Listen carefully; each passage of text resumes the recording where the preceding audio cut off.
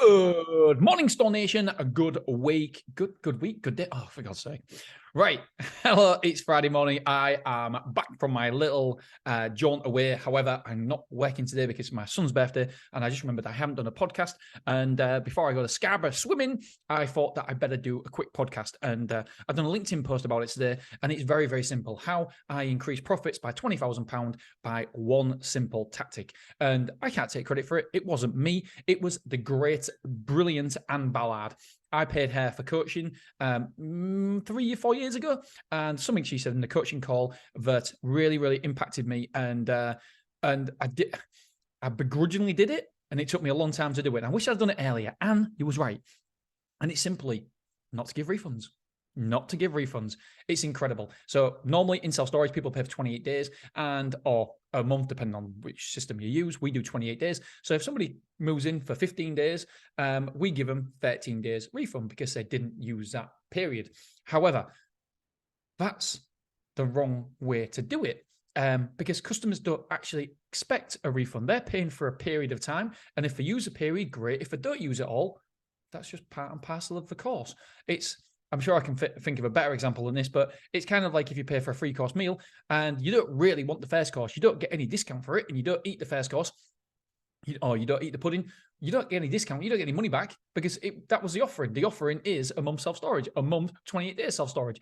If you then don't stay that period, well, great. It's somebody else's unit that can use it. You can move out. You don't have to be there, but we won't give you a refund. And what happens is that we've been doing this now for 3 or 4 years, and only a handful of people have asked for a refund. And when they've asked for a refund, we've obviously given them a refund. Now, this is obviously going to be very controversial because some people won't agree with it. However, in America, this is the done thing. Every single person does this. In the mastermind, I was like, well, we give refunds. What do you mean? Why do you give refunds?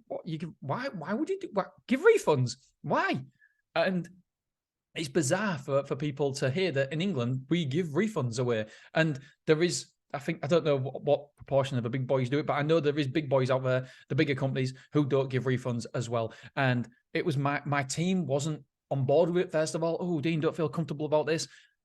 But it really does work because you're just giving money back when the customers wasn't even expecting it. The customers wasn't expecting that money back. And therefore, we give them something that didn't need or ask for. And like I say, if anybody does ask for it, if anybody does say, I want my refund, I'm not going to argue with them. I'm not going to be asses about it. We're just going to, be diplomatic and give the money back. But people don't expect a refund. And I couldn't fathom that whatsoever. And it's only when you challenge the status quo, you challenge the obvious, you challenge the way things have always been done, that's when we see incremental improvements in industries. And we've got to challenge it. We've got to try. So I thought, you know what? Why don't I try it? See what happens. Worst case scenario, we'll bring it back, the refunds. And what happened? Nobody really expected refunds. And it just meant that we was giving back £18,000 a year at Stormore Willoughby. And obviously now we've got Clough Road, we've got Beverley, and we've got Wrexham. Do you know how massive that is? That's huge amount of money that we've been giving back. And just because we've got more customers now at Willoughby, I reckon that the amounts of refunds that we're keeping at Willoughby is £20,000 a year. £20,000 a year difference. It's huge. It's a lot. And when you multiply that by your sites, I mean, don't get me wrong, not every site is as big as Willoughby. However, then it's going to make a difference. I reckon it's going to make £30,000 to £40,000 a year worth of difference to me. And that coaching call cost, I think it was £2,500 for 1 hour. But it's made me, at least £20,000. Because at the start, we only had Willoughby, really, Beverley, a little bit. So it's made me £20,000 a year. But the more sites I get, the more it'll make me. So now it might be making me £30,000 a year. The next year, it might be making £40,000 because I'll have more sites. So that one little call, you've got to pay to educate yourself, my friends. And I've just been on a call with somebody, and that's the biggest thing that I feel it makes me different to other people is that I'm willing to pay someone 25 grand to sit and talk to me, and for a year's worth of coaching. Or with somebody else, I pay £45,000. My friends who are in business think I'm absolutely nuts. But guess what? I think you're nuts if you don't do it. That, for me, is leveraging somebody else's expertise and putting it in your business and then having the ROI over time.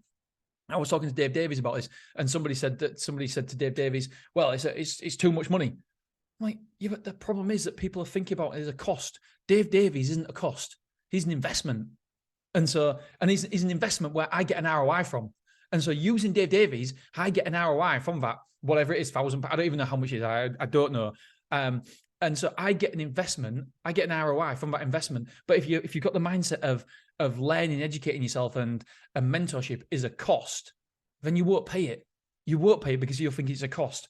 No, it's an investment, and you get an ROI on that investment, not just day one, but you get it for the rest of your life. You get that knowledge. You're getting that knowledge of somebody else, and it's with you for the rest of your life, whether it be for another company and this company you set up or whatever. It's with you. It multiplies by over the years. And so we can leverage that. And I'm all about leveraging information and having leverage points.